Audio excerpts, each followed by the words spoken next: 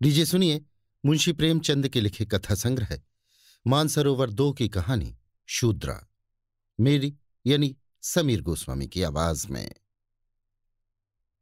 माँ और बेटी एक झोपड़ी में गांव के उस सिरे पर रहती थीं। बेटी बाग से पत्तियां बटोर लाती, माँ भाड़ झोंकती। यही उनकी जीविका थी।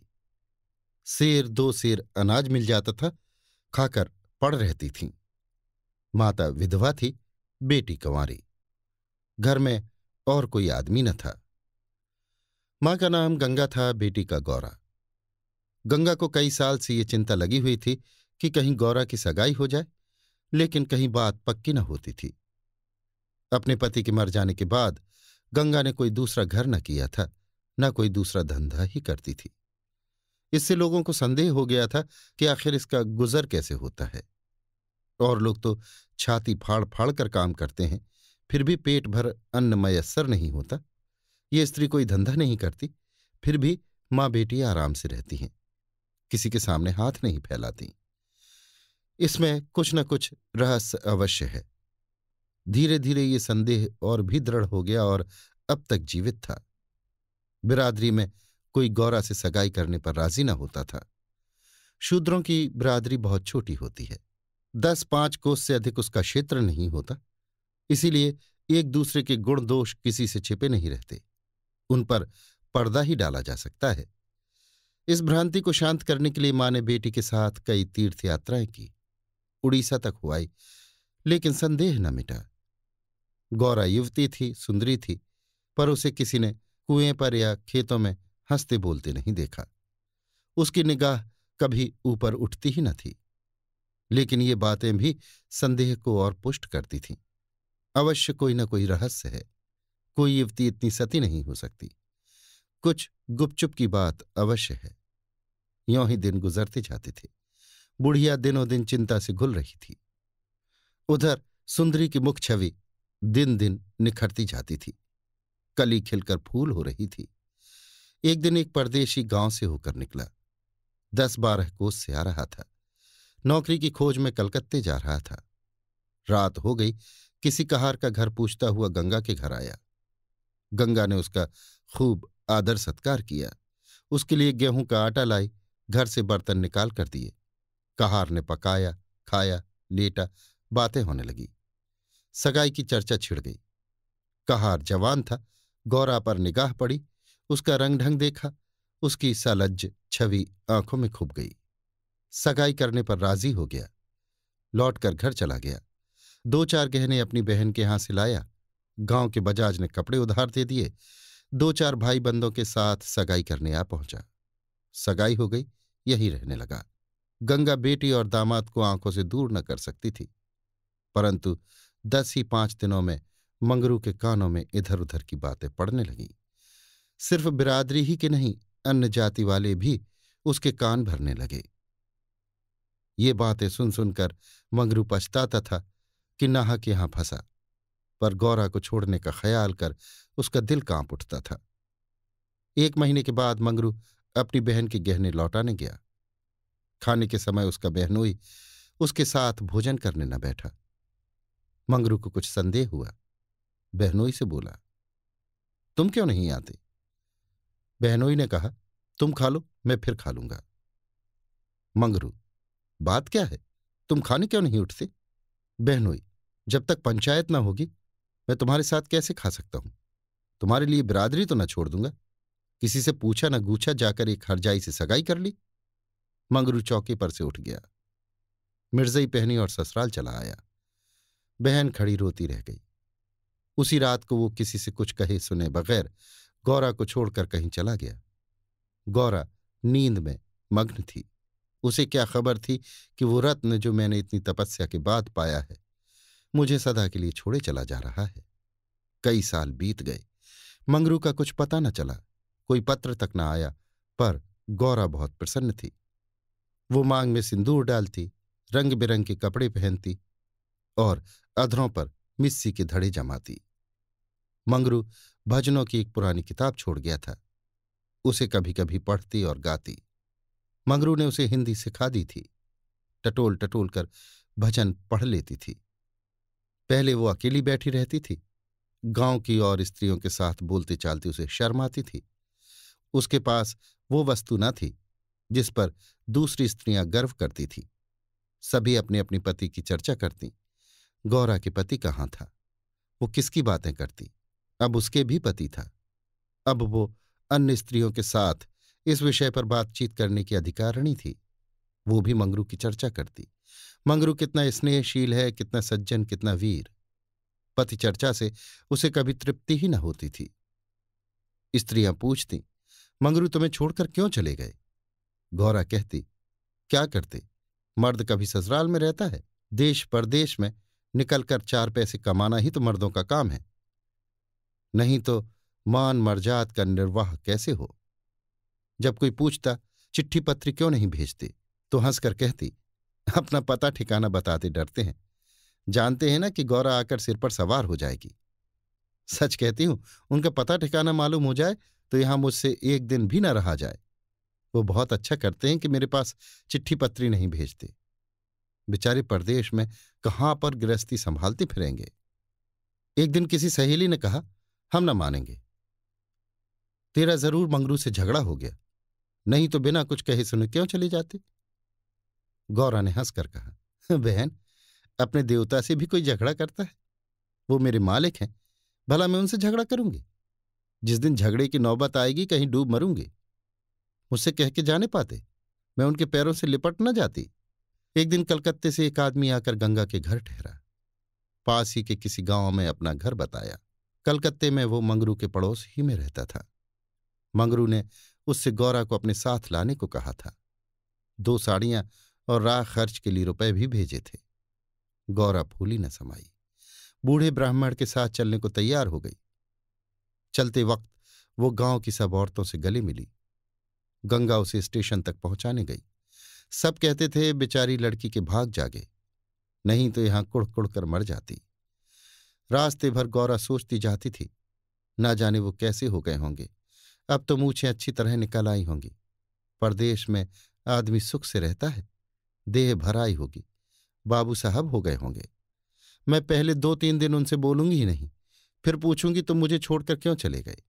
अगर किसी ने मेरे बारे में कुछ बुरा भला कहा ही था तो तुमने उसका विश्वास क्यों कर लिया? तुम अपनी आंखों से न देखकर दूसरों के कहने पर क्यों गए? मैं भली हूं या बुरी हूं तो तुम्हारी। तुमने मुझे इतने दिनों रुलाया क्यों? तुम्हारे बारे में अगर इसी तरह कोई मुझसे कहता तो क्या मैं तुमको छोड़ देती? जब तुमने मेरी बाह पकड़ ली तो तुम मेरे हो गए। फिर तुम में लाख ऐब हो मेरी बला से, चाहे तुम तुर्क ही क्यों ना हो जाओ, मैं तुम्हें छोड़ नहीं सकती। तुम क्यों मुझे छोड़कर भागे? क्या समझते थे भागना सहज है? आखिर झक मारकर बुलाया कि नहीं? कैसे न बुलाते? मैंने तो तुम्हारे ऊपर दया की कि चली आई। नहीं कह देती कि मैं ऐसे निर्दयी के पास नहीं जाती तो तुम आप दौड़े आते। तब करने से तो देवता भी मिल जाते हैं, आकर सामने खड़े हो जाते हैं। तुम कैसे ना आते? वो बार बार उद्विग्न हो होकर बूढ़े ब्राह्मण से पूछती, अब कितनी दूर है? धरती के छोर पर रहते हैं क्या? और भी कितनी ही बातें वो पूछना चाहती थी, लेकिन संकोचवश न पूछ सकती थी। मन ही मन अनुमान करके अपने को संतुष्ट कर लेती थी। उनका मकान बड़ा सा होगा, शहर में लोग पक्के घरों में रहते हैं। जब उनका साहब इतना मानता है तो नौकर भी होगा। मैं नौकर को भगा दूंगी। मैं दिन भर पड़े पड़े क्या किया करूंगी। बीच बीच में उसे घर की याद भी आ जाती थी। बेचारी अम्मा रोती होंगी। अब उन्हें घर का सारा काम आप ही करना पड़ेगा। ना जाने बकरियों को चराने ले जाती हैं या नहीं। बेचारी दिन भर मैं करती होंगी। मैं अपनी बकरियों के लिए महीने महीने रुपए भेजूंगी। जब कलकत्ते से लौटूंगी तब सबके लिए साड़ियां लाऊंगी। तब मैं इस तरह थोड़े ही लौटूंगी। मेरे साथ बहुत सा असबाब होगा। सबके लिए कोई ना कोई सौगात लाऊंगी। तब तो बहुत सी बकरियां हो जाएंगी। यही सुख स्वप्न देखते देखते गौरा ने सारा रास्ता काट दिया। पगली क्या जानती थी कि मेरे मन कुछ और है, कर्ता के मन कुछ और। क्या जानती थी कि बूढ़े ब्राह्मण के भेष में भी पिशाच होते हैं। मन की मिठाई खाने में मगन थी। तीसरे दिन गाड़ी कलकत्ते पहुंची। गौरा की छाती धक धक करने लगी। वो यहीं कहीं खड़े होंगे, अब आते ही होंगे। ये सोचकर उसने घूंघट निकाल लिया और संभल बैठी। मगर मंगरू वहां न दिखाई दिया। बूढ़ा ब्राह्मण बोला, मंगरू तो यहां नहीं दिखाई देता। मैं चारों ओर छान आया, शायद किसी काम में लग गया होगा, आने की छुट्टी ना मिली होगी। मालूम भी तो ना था कि हम लोग किस गाड़ी से आ रहे हैं। उनकी राह क्यों देखें, चलो डेरे पर चले। दोनों गाड़ी पर बैठकर चले। गौरा कभी तांगे पर सवार न हुई थी। उसे गर्व हो रहा था कि कितने ही बाबू लोग पैदल जा रहे हैं, मैं तांगे पर बैठी हूं। एक क्षण में गाड़ी मंगरू के डेरे पर पहुंच गई। एक विशाल भवन था, अहाता, साफ सुथरा, साइबान में फूलों के गमले रखे हुए थे। ऊपर चढ़ने लगी। विस्मय, आनंद और आशा से उसे अपनी सुधि ही न थी। सीढ़ियों पर चढ़ते चढ़ते पैर दुखने लगे। ये सारा महल उनका है, किराया बहुत देना पड़ता होगा। रुपए की तो वो कुछ समझते ही नहीं। उसका हृदय धड़क रहा था कि कहीं मंगरू ऊपर से उतरते आ ना रहे हों। सीढ़ी पर भेंट हो गई तो मैं क्या करूंगी? भगवान करे वो पड़े सोते हों, तब मैं जगाऊं और वो मुझे देखते ही हड़बड़ाकर उठ बैठे। आखिर सीढ़ियों का अंत हुआ। ऊपर एक कमरे में गौरा को ले जाकर ब्राह्मण देवता ने बैठा दिया। ये मंगरू का डेरा था, मगर मंगरू यहां भी नदारद। कोठरी में केवल एक खाट पड़ी हुई थी। एक किनारे 2-4 बर्तन रखे हुए थे। यही उनकी कोठरी है तो मकान किसी दूसरे का है। उन्होंने ये कोठरी किराए पर ली होगी। देखती हूं चूल्हा ठंडा पड़ा हुआ है। मालूम होता है रात को बाजार में पूरियां खाकर सो रहे होंगे। यही उनके सोने की खाट है। एक किनारे घड़ा रखा हुआ था। गौरा का मारे प्यास के तालू सूख रहा था। घड़े से पानी उड़ेल कर पिया। एक किनारे पर एक झाड़ू रखा हुआ था। गौरा रास्ते की थकी थी, पर प्रेमोल्लास में थकन कहाँ। उसने कोठरी में झाड़ू लगाई, बर्तनों को धो धोकर एक जगह रखा। कोठरी की एक एक वस्तु, यहां तक कि उसकी फर्श और दीवारों में उसे आत्मीयता की झलक दिखाई देती थी। उस घर में भी, जहां उसने अपने जीवन के 25 वर्ष काटे थे, उसे अधिकार का ऐसा गौरवयुक्त आनंद न प्राप्त हुआ था। मगर उस कोठरी में बैठे बैठे उसे संध्या हो गई और मंगरू का कहीं पता नहीं। अब छुट्टी मिली होगी। सांझ को सब जगह छुट्टी होती है। अब वो आ रहे होंगे। मगर बूढ़े बाबा ने उनसे कह तो दिया ही होगा। क्या वो अपने साहब से थोड़ी देर की छुट्टी न ले सकते थे? कोई बात होगी तभी तो नहीं आए। अंधेरा हो गया। कोठरी में दीपक न था। गौरा द्वार पर खड़ी पति की बाट देख रही थी। जीने पर बहुत से आदमियों के चढ़ने उतरने की आहट मिलती थी। बार बार गौरा को मालूम होता था कि वो आ रहे हैं, पर इधर कोई ना आता था। 9 बजे बूढ़े बाबा आए। गौरा ने समझा मंगरू है। झपटकर कोठरी के बाहर निकल आई। देखा तो ब्राह्मण। बोली, वो कहाँ रह गए? बूढ़ा, उनकी तो यहां से बदली हो गई। दफ्तर में गया तो मालूम हुआ कि वो कल अपने साहब के साथ यहां से कोई 8 दिन की राह पर चले गए। उन्होंने साहब से बहुत हाथ पैर जोड़े कि मुझे 10 दिन की मोहलत दे दीजिए, लेकिन साहब ने एक न मानी। मंगरू यहां लोगों से कह गए हैं कि घर के लोग आए तो मेरे पास भेज देना। अपना पता दे गए हैं। कल मैं तुम्हें यहां से जहाज पर बैठा दूंगा।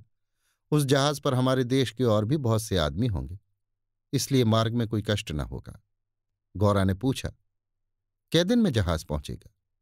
बूढ़ा, 8-10 दिन से कम न लगेंगे, मगर घबराने की कोई बात नहीं। तुम्हें किसी बात की तकलीफ न होगी। अब तक गौरा को अपने गांव लौटने की आशा थी। कभी न कभी वो अपने पति को वहां अवश्य खींच ले जाएगी।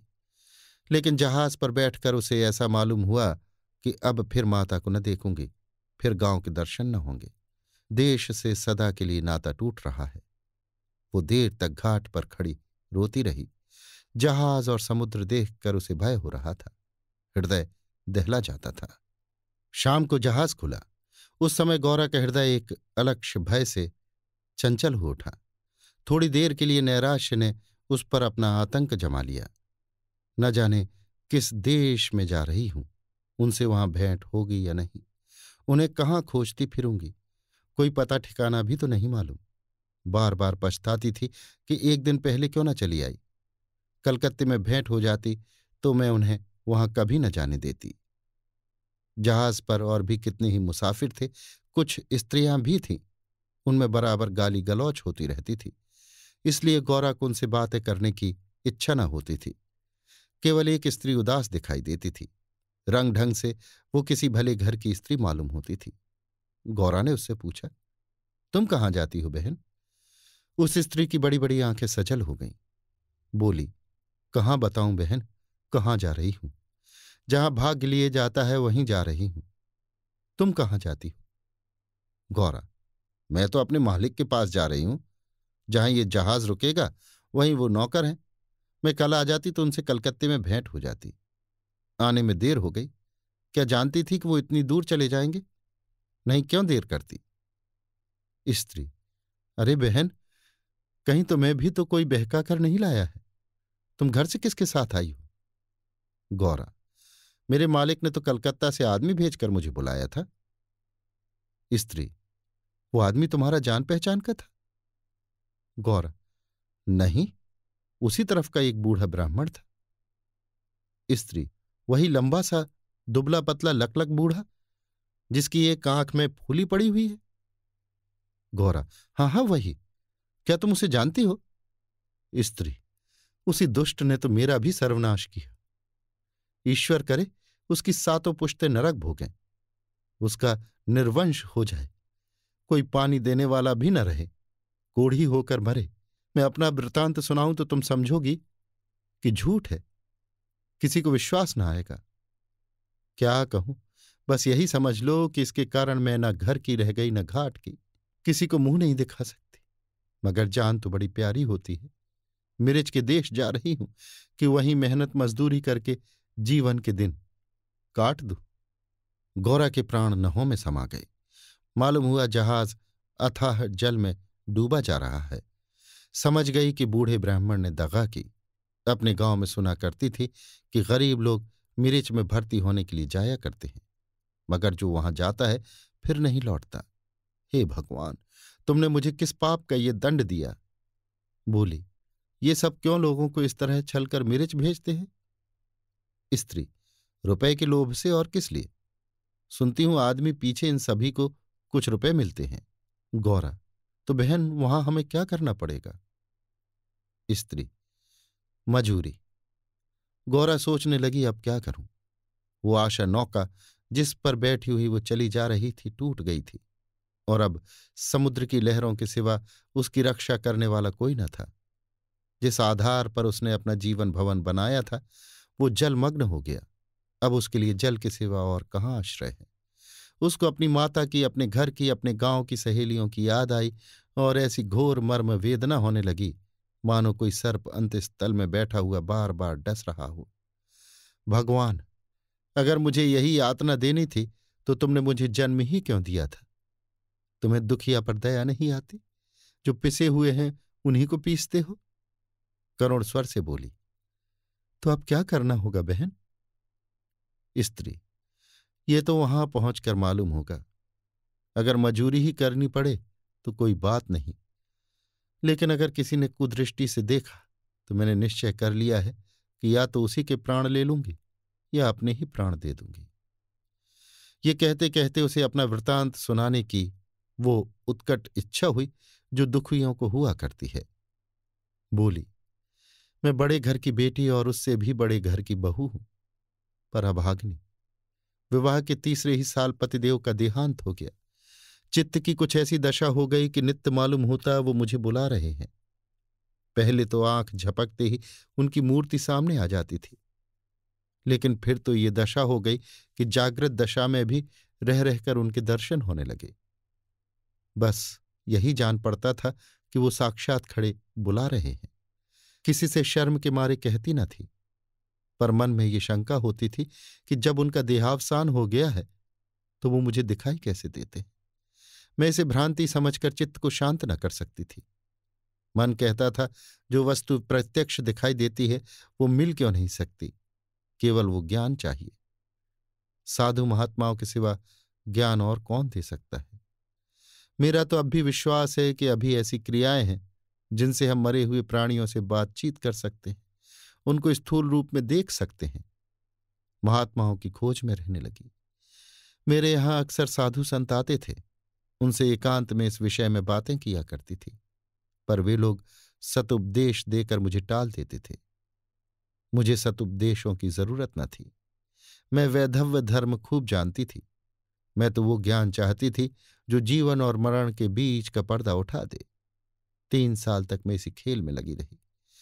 2 महीने होते ही वही बूढ़ा ब्राह्मण सन्यासी बना हुआ मेरे यहां जा पहुंचा। मैंने इससे भी वही भिक्षा मांगी। इस धूर्त ने कुछ ऐसा माया जाल फैलाया कि मैं आंखें रहते हुए भी फंस गई। अब सोचती हूं तो अपने ऊपर आश्चर्य होता है कि मुझे उसकी बातों पर इतना विश्वास क्यों हुआ। मैं पति दर्शन के लिए सब कुछ झेलने को, सब कुछ करने को तैयार थी। इसने मुझे रात को अपने पास बुलाया।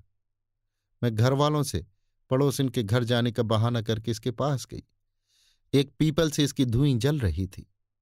उस विमल चांदनी में ये धूर्त जटाधारी ज्ञान और योग का देवता सा मालूम होता था। मैं आकर धुएं के पास खड़ी हो गई। उस समय यदि बाबा जी मुझे आग में कूद पड़ने की आज्ञा देते तो मैं तुरंत कूद पड़ती। इसने मुझे बड़े प्रेम से बैठाया और मेरे सिर पर हाथ रखकर न जाने क्या कर दिया कि मैं बेसुध हो गई। फिर मुझे कुछ नहीं मालूम कि मैं कहाँ गई, क्या हुआ। जब मुझे होश आया तो मैं रेल पर सवार थी। जी में आया चिल्लाऊं, पर यह सोचकर कि अब अगर गाड़ी रुक भी गई और मैं उतर भी पड़ी तो घर में घुसने न पाऊंगी, मैं चुपचाप बैठी रह गई। मैं परमात्मा की दृष्टि में निर्दोष थी, पर संसार की दृष्टि में तो कलंकित हो चुकी थी। रात को किसी युवती का घर से निकल जाना कलंकित करने के लिए काफी था। जब मुझे मालूम हो गया कि सब मुझे मिर्च के टापू में भेज रहे हैं तो मैंने जरा भी आपत्ति नहीं की। मेरे लिए अब सारा संसार एक सा है।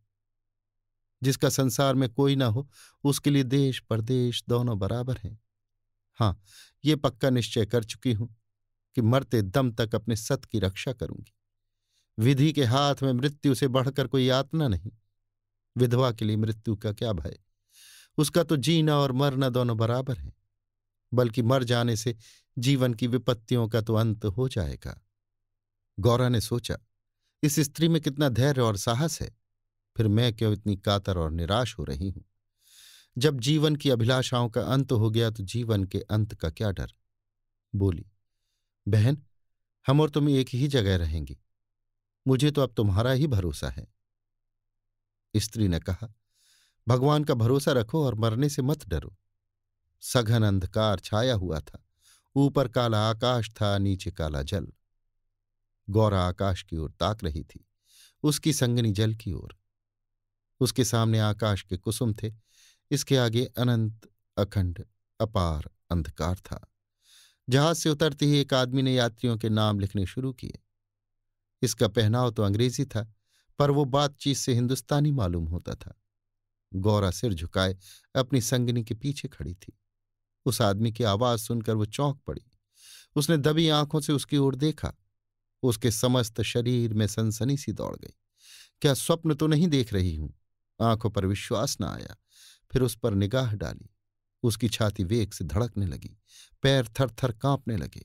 ऐसा मालूम होने लगा मानो चारों ओर जल ही जल है और मैं उसमें बही जा रही हूं। उसने अपनी संगनी का हाथ पकड़ लिया, नहीं तो जमीन पर गिर पड़ती।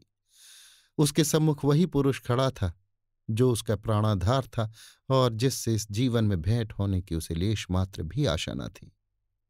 ये मंगरू था, इसमें जरा भी संदेह न था। हाँ, उसकी सूरत बदल गई थी। यौवन काल की वो कांतिमय साहस सदैव छवि नाम को भी न थी। बाल खिचड़ी हो गए थे, गाल पिचके हुए, लाल आंखों से कुवासना और कठोरता झलक रही थी। पर था वो मंगरू। गौरा के जी में प्रबल इच्छा हुई कि स्वामी के पैरों से लिपट जाऊं। चिल्लाने का जी चाहा, पर संकोच ने मन को रोका। बूढ़े ब्राह्मण ने बहुत ठीक कहा था। स्वामी ने अवश्य मुझे बुलाया था और आने से पहले यहां चले आए। उसने अपनी संगिनी के कान में कहा, बहन, तुम उस ब्राह्मण को व्यर्थ ही बुरा कह रही थी। यही तो वो हैं जो यात्रियों के नाम लिख रहे हैं। स्त्री, सच? खूब पहचानती हो? बहन, क्या इसमें भी धोखा हो सकता है? स्त्री, तब तो तुम्हारे भाग जग गए। मेरी भी सुध लेना। गौरा, भला बहन, ऐसा भी हो सकता है कि यहां तुम्हें छोड़ दो। मंगरू यात्रियों से बात बात पर बिगड़ता था, बात बात पर गालियां देता था। कई आदमियों को ठोकर मारे और कई को केवल अपने गांव का जिला न बता सकने के कारण धक्का देकर गिरा दिया। गौरा मन ही मन गड़ी जाती थी। साथ ही अपने स्वामी के अधिकार पर उसे गर्व भी हो रहा था। आखिर मंगरू उसके सामने आकर खड़ा हो गया और कुचेष्टापूर्ण नेत्रों से देखकर बोला, तुम्हारा क्या नाम है? गौरा ने कहा, गौरा। मंगरू चौंक पड़ा, फिर बोला, घर कहाँ है? गौरा ने कहा, मदनपुर, जिला बनारस। ये कहते कहते उसे हंसी आ गई। मंगरू ने अब की उसकी ओर ध्यान से देखा, तब लपक कर उसका हाथ पकड़ लिया और बोला, गौरा, तुम यहां कहाँ? मुझे पहचानती हो? गौरा रो रही थी, मुंह से बात न निकली। मंगरू फिर बोला, तुम यहां कैसे आई? गौरा खड़ी हो गई, आंसू पोंछ डाली और मंगरू की ओर देखकर बोली, तुम्ही ने तो बुला भेजा था। मंगरू, मैंने? मैं तो 7 साल से यहां हूं।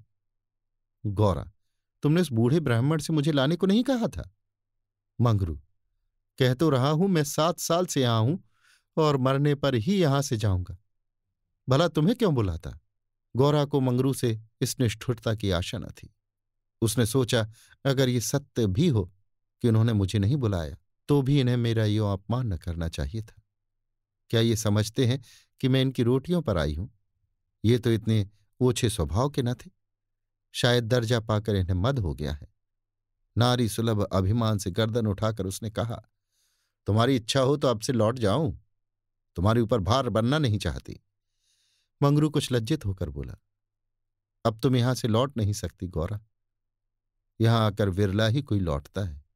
ये कहकर कुछ देर चिंता में मग्न रहा, मानो संकट में पड़ा हुआ हो कि क्या करना चाहिए। उसकी कठोर मुखाकृति पर दीनता का रंग झलक पड़ा।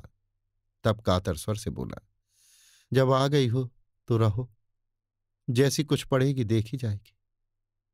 गौरा, जहाज फिर कब लौटेगा? मंगरू, तुम यहां से 5 बरस के पहले नहीं जा सकती। गौरा, क्यों, क्या कुछ जबरदस्ती है? मंगरू, हां, यहां का यही हुक्म है। गौरा, तो फिर मैं अलग मजूरी करके अपना पेट पालूंगी।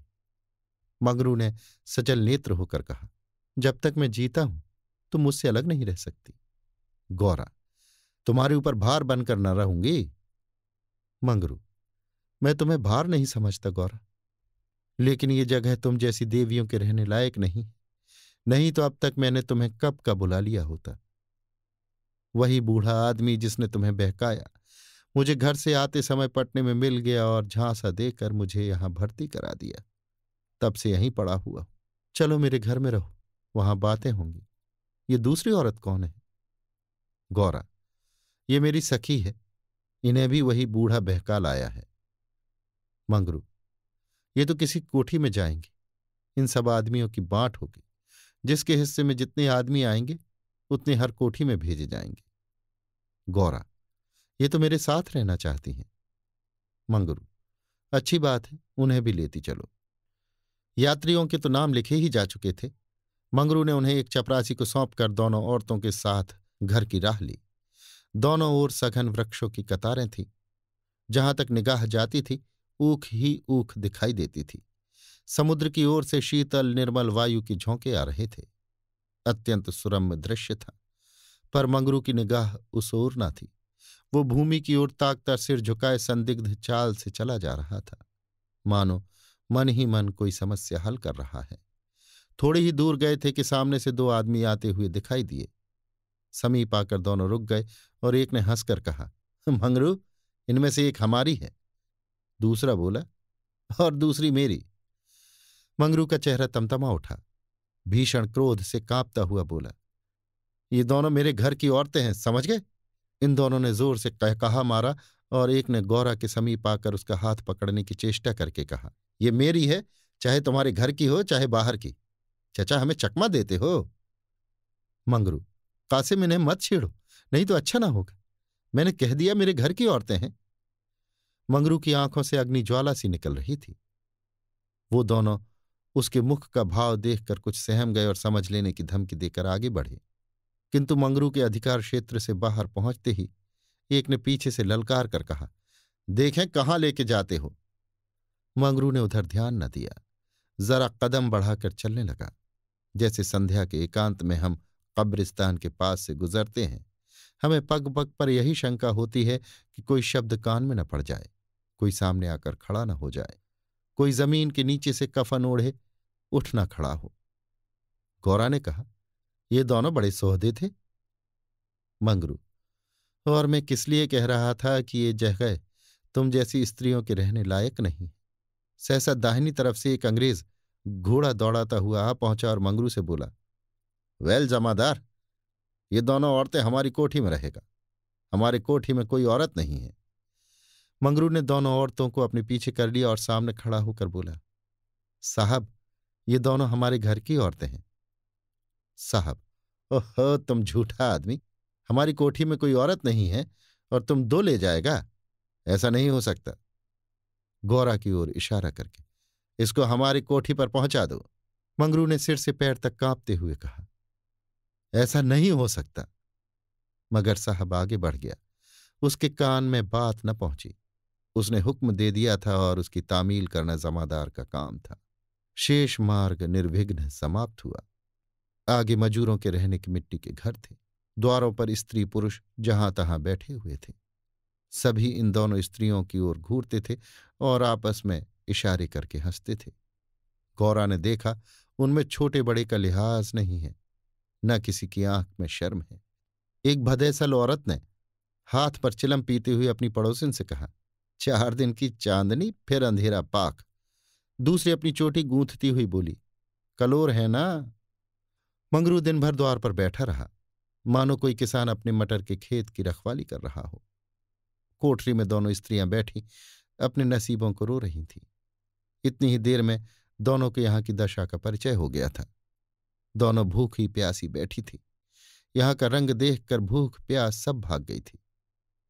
रात के 10 बजे होंगे कि एक सिपाही ने आकर मंगरू से कहा, चलो, तुम्हें जंट साहब बुला रहे हैं। मंगरू ने बैठे बैठे कहा, देखो नब्बी, तुम भी हमारे देश के आदमी हो।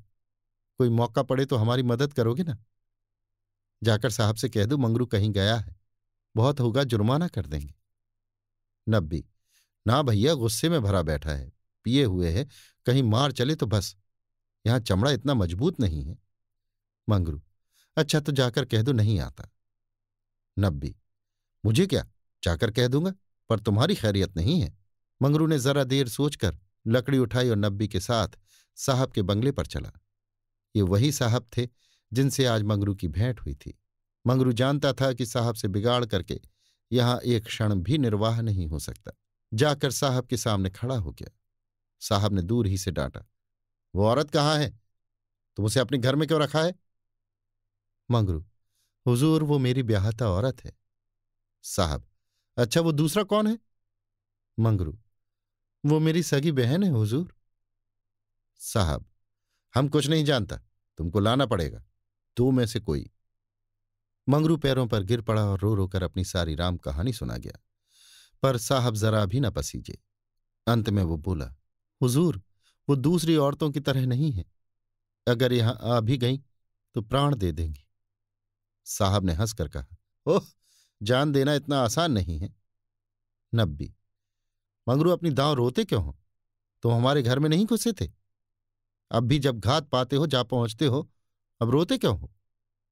एजेंट, ओ, ये बदमाश है, अभी जाकर लाओ, नहीं तो हम तुमको हंटरों से पीटेगा। मंगरू, हुजूर जितना चाहे पीट ले, मगर मुझसे वो काम करने को ना कहें जो मैं जीते जी नहीं कर सकता। एजेंट, हम 100 हंटर मारेगा। मंगरू, हुजूर 1000 हंटर मार ले, लेकिन मेरे घर की औरत से न बोले। एजेंट नशे में चूर था। हंटर लेकर मंगरू पर पिल पड़ा और लगा सड़ा सड़ जमाने। 10-12 कोड़े तो मंगरू ने धैर्य के साथ सहे, फिर हाय हाय करने लगा। देह की खाल फट गई थी और मांस पर जब चाबुक पड़ता था तो बहुत जब्त करने पर भी कंठ से आर्द्र ध्वनि निकल पड़ती थी, और अभी 100 में कुल 15 चाबुक पड़े थे। रात के 10 बज गए थे। चारों ओर सन्नाटा छाया था और उस नीरव अंधकार में मंगरू का करुण विलाप किसी पक्षी की भांति आकाश में मंडला रहा था। वृक्षों के समूह भी हत बुद्धि से खड़े मौन रुदन की मूर्ति बने हुए थे। ये पाषाण हृदय लंपट विवेक शून्य जमादार इस समय एक अपरिचित स्त्री के सतीत्व की रक्षा करने के लिए अपने प्राण तक देने पर तैयार था, केवल इस नाते कि वो उसकी पत्नी की संगनी थी। वो समस्त संसार की नजरों में गिरना गवारा कर सकता था, पर अपनी पत्नी की भक्ति पर अखंड राज्य करना चाहता था। इसमें अणुमात्र की कमी भी उसके लिए असह्य थी। उस अलौकिक भक्ति के सामने उसके जीवन का क्या मूल्य था।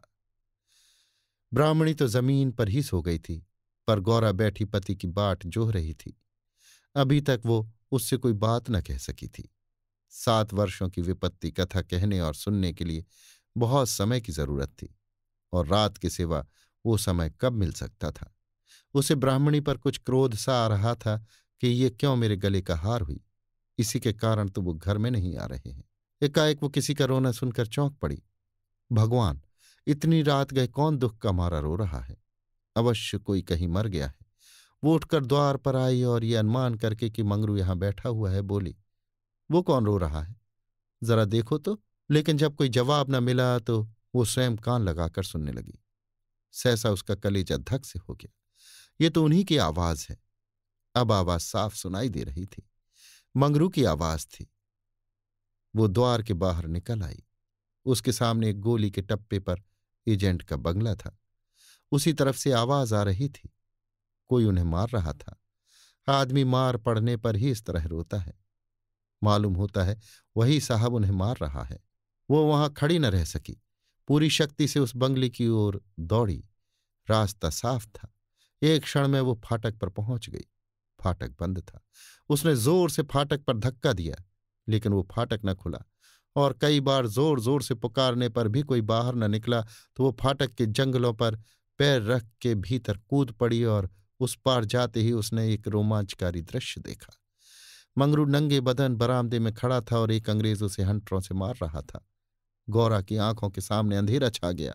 वो एक छलांग में साहब के सामने जाकर खड़ी हो गई और मंगरू को अपने अक्षय प्रेम सबल हाथों से ढककर बोली, सरकार दया करो, इनके बदले मुझे जितना चाहूं मार लो, पर इनको छोड़ दो। एजेंट ने हाथ रोक लिया और उन्मत्त की भांति गौरा की ओर कई कदम आकर बोला, हम इसको छोड़ दें तो तुम यहां मेरे पास रहेगा? मंगरू के नथने फड़कने लगे। ये पामर नीच अंग्रेज मेरी पत्नी से इस तरह की बातें कह रहा है।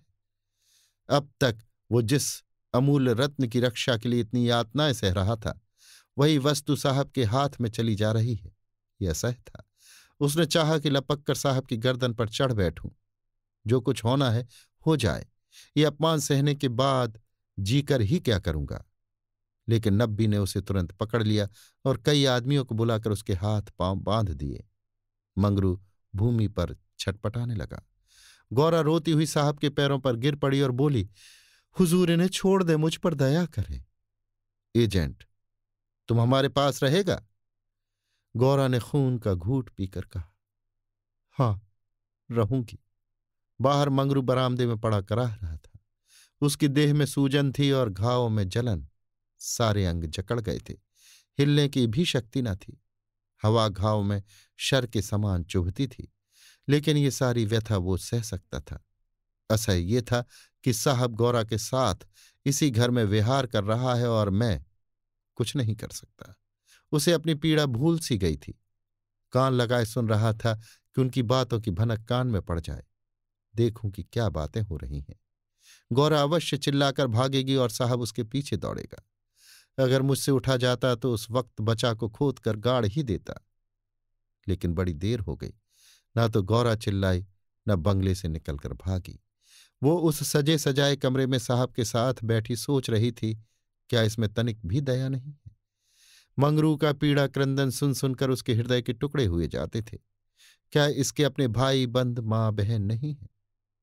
माता यहां होती तो उसे इतना अत्याचार न करने देती। मेरी अम्मा लड़कों पर कितना बिगड़ती थीं जब वो किसी को पेड़ पर ढेले चलाते देखती थी। पेड़ में भी प्राण होते हैं। क्या इसकी माता इसे एक आदमी के प्राण लेते देखकर भी इसे मना न करती? साहब शराब पी रहा था और गौरा गोश्त काटने का छुरा हाथ में लिए खेल रही थी। सहसा गौरा की निगाह एक चित्र की ओर गई। उसमें एक माता बैठी हुई थी। गौरा ने पूछा, साहब ये किसकी तस्वीर है? साहब ने शराब का गिलास मेज पर रखकर कहा, और वो हमारे खुदा की मां मरियम है। गौरा, बड़ी अच्छी तस्वीर है। क्यों साहब, तुम्हारी मां जीती है ना? साहब, वो मर गया। हम जब यहां आया तो वो बीमार हो गया। हम उसको देख भी नहीं सका। साहब के मुखमंडल पर करुणा की झलक दिखाई दी। गौरा बोली, तब तो उन्हें बड़ा दुख हुआ होगा। तुम्हें अपनी माता का भी प्यार नहीं था? वो रो रो कर मर गई और तुम देखने भी ना गए, तभी तुम्हारा दिल इतना कड़ा है। साहब, नहीं नहीं, हम अपनी ममा को बहुत चाहता था। वैसी औरत दुनिया में ना होगा। हमारा बाप हमको बहुत छोटा सा छोड़कर मर गया था। उसने कोयले की खान में मजूरी करके हमको पाला। गौरा, तब तो वो देवी थी। इतनी गरीबी का दुख सहकर भी तुम्हें दूसरों पर तरस नहीं आता? क्या वो दया की देवी तुम्हारी बेदर्दी देखकर दुखी ना होती होंगी? उनकी कोई तस्वीर तुम्हारे पास है? साहब, ओह, हमारे पास उनकी कई फोटो हैं। देखो, उन्हीं की तस्वीर है, वो दीवाल पर। गौरा ने समीप जाकर तस्वीर देखी और आकर करुण स्वर में बोली, सचमुच देवी थी। जान पड़ता है दया की देवी हैं। वो तुम्हें कभी मारती थी कि नहीं? मैं तो जानती हूं वो कभी किसी पर न बिगड़ती रही होंगी। बिल्कुल दया की मूर्ति हैं। साहब, ओ मामा हमको कभी नहीं मारता था। वो बहुत गरीब था, पर अपनी कमाई में कुछ न कुछ जरूर खैरात करता था। किसी बेबाप के बालक को देखकर उसकी आंखों में आंसू भर आता था। वो बहुत दयावान था। गौरा ने तिरस्कार के स्वर में कहा, और उसी देवी के पुत्र होकर तुम इतने निर्दयी हो? क्या वो होती तो तुम्हें किसी को इस तरह हत्यारों की भांति मारने देती? वो सरग में रो रही होंगी। सरग नरक तो तुम्हारे यहां भी होगा। ऐसी देवी के पुत्र तुम कैसे हो गए? गौरा को ये बातें कहते हुए जरा भी भय न होता था। उसने अपने मन में एक दृढ़ संकल्प कर लिया था और अब उसे किसी प्रकार का भय न था। जान से हाथ धो लेने का निश्चय कर लेने के बाद भय की छाया भी नहीं रह जाती। किंतु वो हृदय शून्य अंग्रेज इन तिरस्कारों पर आग हो जाने के बदले और भी नम्र होता था। पर गौरा मानवीय भावों से कितनी ही अनभिज्ञ हो, पर इतना जानती थी कि अपनी जननी के लिए प्रत्येक हृदय में, चाहे वो साधु का हो या कसाई का, आदर और प्रेम का एक कोना सुरक्षित रहता है। ऐसा भी कोई अभागा प्राणी है जिसे मात्र स्नेह की स्मृति थोड़ी देर के लिए रुला न देती हो, उसके हृदय के कोमल भावों को जगा न देती हो। साहब की आंखें डबडबा गईं, सिर झुकाए बैठा रहा। गौरा ने फिर उसी ध्वनि में कहा, तुमने उनकी सारी तपस्या धूल में मिला दी। जिस देवी ने मर मर कर तुम्हारा पालन किया, उसी को मरने के पीछे तुम इतना कष्ट दे रहे हो। क्या इसीलिए माता अपने पुत्र को अपना रक्त पिला पिला कर पालती है? अगर वो बोल सकती तो क्या चुप बैठी रहती? तुम्हारे हाथ पकड़ सकती तो ना पकड़ती? मैं तो समझती हूं वो जीती होती तो इस वक्त विष खाकर मर जाती। साहब अब जब्त न कर सके। नशे में क्रोध की भांति ग्लानि का वेग भी सहज ही में उठाता है। दोनों हाथों से मुंह छिपाकर साहब ने रोना शुरू किया। इतना रोया कि हिंचकी बंध गई। माता के चित्र के सम्मुख जाकर वो कुछ देर खड़ा रहा, मानो माता से क्षमा मांग रहा हो। तब आकर आर्द्र कंठ से बोला, हमारे मामा को अब कैसे शांति मिलेगा? हाय हाय, हमारे सबब से उसको स्वर्ग में भी सुख नहीं मिला। हम कितना अभागा है। गौरा, अभी जरा देर में तुम्हारा मन बदल जाएगा और फिर तुम दूसरों पर अत्याचार करने लगोगे। साहब, नहीं नहीं, अब हम ममा को कभी दुख नहीं देगा। हम अभी मंगरू को अस्पताल भेजता है। रात को ही मंगरू अस्पताल पहुंचा दिया गया। एजेंट खुद उसको पहुंचाने आया। गौरा भी उसके साथ थी। मंगरू को ज्वर आया था, बेहोश पड़ा हुआ था। मंगरू ने 3 दिन आंखें न खोली और गौरा तीनों दिन उसके पास बैठी रही। एक क्षण के लिए भी वहां से न हटी। एजेंट भी कई बार हालचाल पूछने आ जाता और हर मर्तबा गौरा से क्षमा मांगता। चौथे दिन मंगरू ने आंखें खोली तो देखा गौरा सामने बैठी हुई है। गौरा उसे आंखें खोलते देखकर पास आ खड़ी हुई और बोली, अब कैसा जी है? मंगरू ने कहा, तुम यहां कब आई? गौरा, मैं तो तुम्हारे साथ ही यहां आई थी, तब से यहीं हूं। मंगरू, साहब के बंगले में क्या जगह नहीं है? गौरा, अगर बंगले की चाह होती तो 7 समुद्र पार तुम्हारे पास क्यों आती? मंगरू, आकर कौन सा सुख दे दिया है? तुम्हें यही करना था तो मुझे मर क्यों न जाने दिया? गौरा ने झुंझला कर कहा, तुम इस तरह की बातें मुझसे न करो। ऐसी बातों से मेरी देह में आग लग जाती है। मंगरू ने मुंह फेर लिया, मानो उसे गौरा की बात पर विश्वास नहीं आया। दिन भर गौरा मंगरू के पास बेदाना पानी खड़ी रही। गौरा ने कई बार उसे बुलाया, लेकिन वो चुप्पी साधे रह गया। ये संदेह युक्त निरादर कोमल हृदय गौरा के लिए असह्य था। जिस पुरुष को वो देवतुल्य समझती थी, उसके प्रेम से वंचित होकर वो कैसे जीवित रह सकती थी। यही प्रेम उसके जीवन का आधार था। उसे खोकर अब वो अपना सर्वस्व खो चुकी थी। आधी रात से अधिक बीत चुकी थी। मंगरू बेखबर सोया हुआ था। शायद वो कोई स्वप्न देख रहा था। गौरा ने उसके चरणों पर सिर रखा और अस्पताल से निकली। मंगरू ने उसका परित्याग कर दिया था। वो भी उसका परित्याग करने जा रही थी। अस्पताल की पूर्व दिशा में एक फरलांग पर एक छोटी सी नदी बहती थी। गौरा उसके कगार पर खड़ी हो गई। अभी कई दिन पहले वो अपने गांव में आराम से पड़ी हुई थी। उसे क्या मालूम था कि जो वस्तु इतनी मुश्किल से मिल सकती है वो इतनी आसानी से खोई भी जा सकती है। उसे अपनी माँ की, अपने घर की, अपनी सहेलियों की, अपनी बकरी के बच्चों की याद आई। वो सब कुछ छोड़कर इसीलिए यहां आई थी। पति के ये शब्द, क्या साहब के बंगले में जगह नहीं है, उसके मर्म स्थान में बाणों के समान चुभे हुए थे।